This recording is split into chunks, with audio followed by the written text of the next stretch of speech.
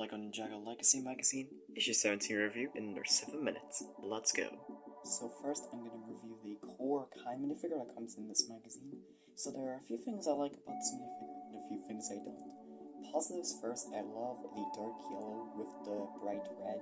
I think it works great for Kai and it's a very unique color combination. I love the little fire dragon from the left side of the torso to his left arm, all the way to the back of his torso, twirling this ninja emblem in a Ninjago language. I think it looks amazing. But those are positives. Negatives, I don't like the light brown legs they used for Kai.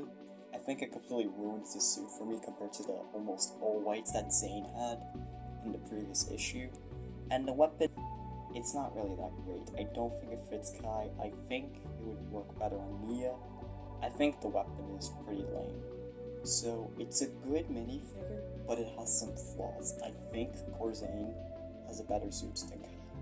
So moving on to the Boa Destructor. Next up is the Boa Destructor minifigure, and I actually really like this minifigure. A lot more than Kai, surprisingly. I think the orange with the charcoal gray works amazing with this snake. I really like the charcoal gray gauntlets and shoulder pads. I actually kind of love the military vibe he kind of has with his torso and his legs and the back. I think it actually looks really great. I love the vibe that these core snakes give to the Ninjago world. We've never really seen snakes that have this like military feel to them before, and I actually really like it. So I actually really like this minifigure a lot more than Kai, because the gauntlets are more interesting than Kai's weapon in this issue. I actually like this minifigure a lot more. So, moving on to the magazine. And now we're moving on to the magazine. So, the comic this issue, Snakes in the Sand, is really good. I actually did like this comic. So the story is about Kai meeting the core snakes for the very first time and learning about these brand new villains as he fights off against them. And as he enters the lair, he sees some artifacts from previous seasons. And I absolutely love the inclusion, how they like referenced older seasons in this comic, which I think was amazing. And I absolutely love the inclusion of this issue's weapon in the magazine. It really shows how much effort they put into making these weapons. As lame as this issue's weapon is, I really like the inclusion of it in the comic. I think it is amazing. So here is a little coloring activity where you can put your own speech bubble on what Master Wu says. I'll put what I wrote down what he said in the video now. A little board game you can play with your friends, facts on Core Kai, a maze, and another really fun activity. It's almost like last time's, but this time it's advertised in the Ninja Ultra Combo Mech. So it has the same system where you like do little activities and then there's like a little comic panel showcasing the set, which I absolutely love. Another activity, an ad, and a teaser for next issue's magazine, which is going to contain Lloyd and the Overlord. I am really excited to review it. So, moving on to the facts. So the collectible facts this issue includes a fact sheet on Season 6's villains, and a fact sheet on the core snakes. I actually did really like these fact files, especially the core snakes one. I think it was really fun.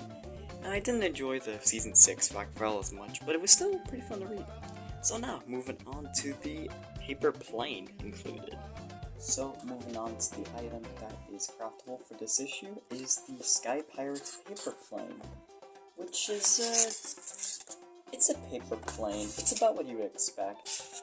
I actually like last issue's mask, but I think this paper plane is actually better than the mask. The only problem with it though is that the theme for this issue is a Sky Pirates build, so they made a craftable Sky Pirates paper plane. I wish it was a Sky Pirates buildable pirate ship. I know that'd be a bit tough to do considering you have like one A4 page, but I think it'd be a lot better than this paper plane. And it also fits the Sky Pirates much more in my opinion. It's still a fun paper plane, no, don't get me wrong, but it has missed potential. Now, I'm going to move on to this issue's posters. So, for this month's posters, we have this Zane vs. Ninjago poster.